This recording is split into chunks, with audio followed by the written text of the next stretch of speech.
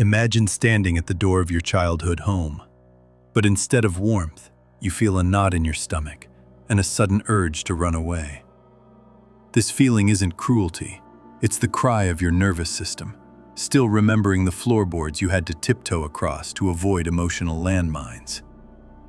We live in a culture that treats family bonds as sacred contracts that can never be broken, even when those bonds are tearing your soul apart.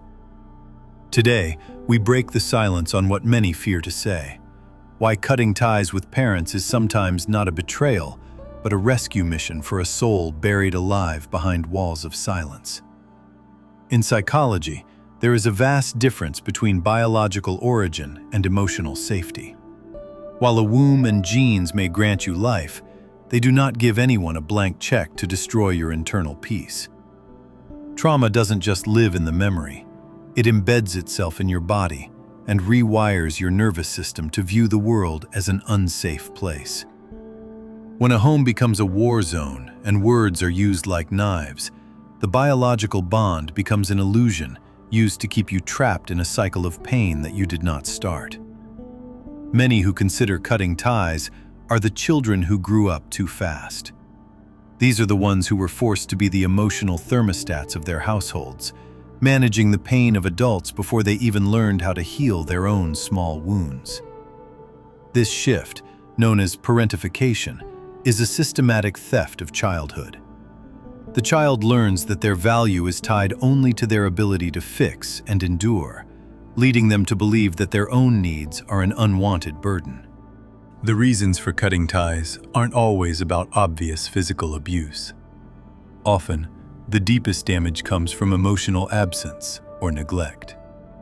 Growing up as an ignored child makes you feel invisible, as if your very existence isn't quite enough. When your emotions are never reflected in the eyes of your parents, you develop a dangerous belief that you don't deserve love. This invisible abuse leaves scars that are far deeper than those that can be seen. One of the most toxic parts of family trauma is the denial of it, often called gaslighting.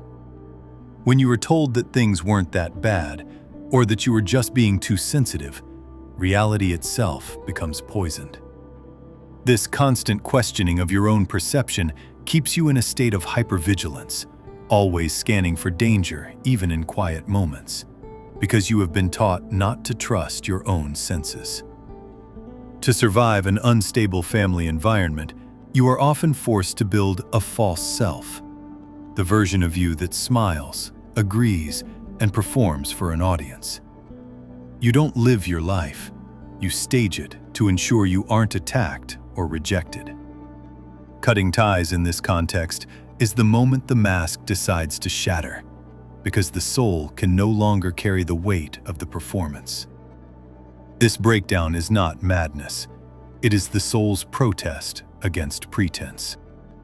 Society ingrains a sense of guilt for leaving the family herd, framing loyalty to trauma as a form of virtue.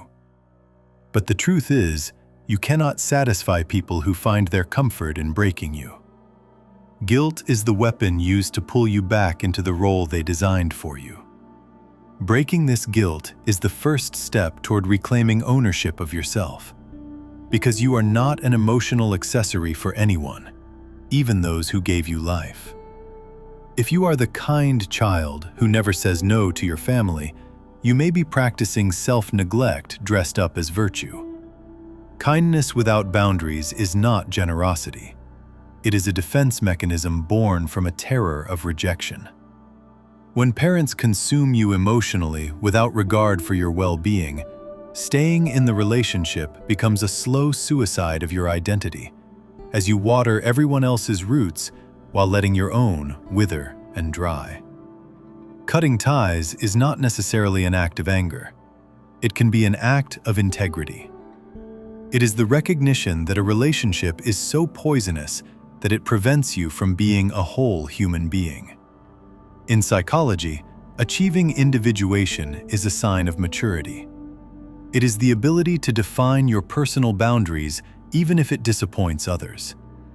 You don't cut ties to punish them, but to give yourself one last chance to breathe freely. When you step away, you begin to reclaim psychological ownership of your life. Your experiences and memories are no longer subject to their evaluation or mockery. In the sacred stillness away from their noise, you begin to hear your own voice for the first time.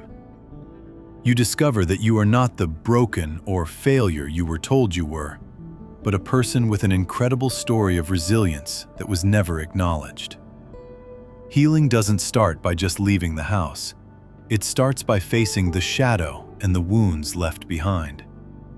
It takes courage to admit that you were neglected and that it hurt deeply. You are not obligated to forgive to heal. Healing is sitting with the small child inside you and telling them it wasn't their fault and that you are here now to provide the safety they were always denied. Ultimately, remember that true family is not defined by blood, but by those who give you the safety to be yourself without fear.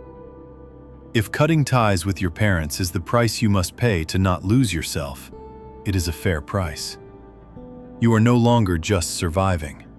You are choosing to truly exist. Your real home is not a house filled with the voices of the past, but the peace you have built within your soul, and the ability to look in the mirror and say, "I am enough, and I am not a burden to anyone."